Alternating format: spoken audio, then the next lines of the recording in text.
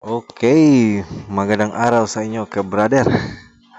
Sa video ito, gusto ko rin ituro sa inyo kung paano i-set yung Compass EW73 for Piso Wi-Fi.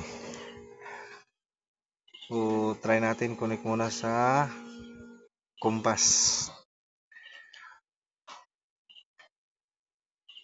So, click natin yung Compass.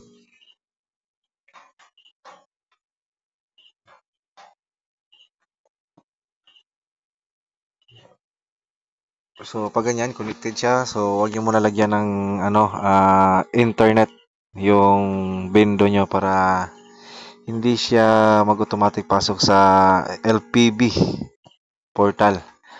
So, mas mainam na isaksak nyo muna yung access point nyo, yung compass.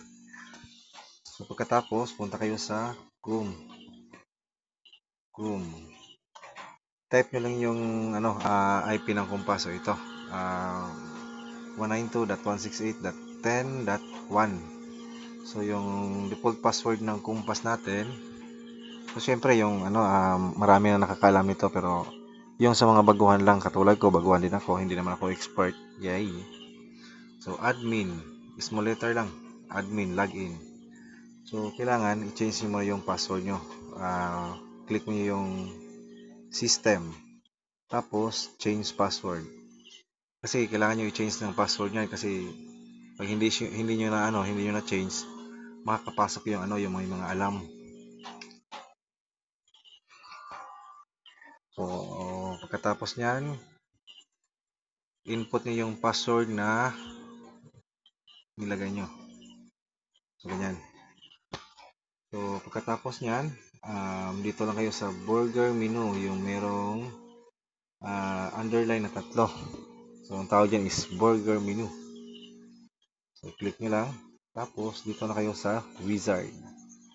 Yan. So, okay na pala. Pwede na kayo hindi pumunta sa burger menu, sorry.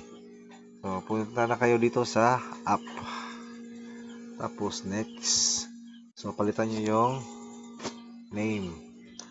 So, yung gusto ng customer ko na na his Wi-Fi name is Sarge Cabs. So, type natin Sarge Cabs Piso Wi-Fi.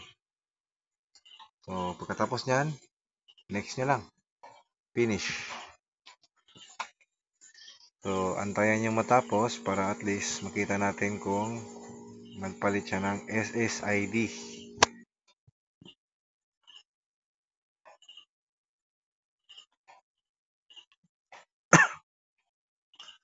So, check natin kung nag-change ba yung name ng Compass.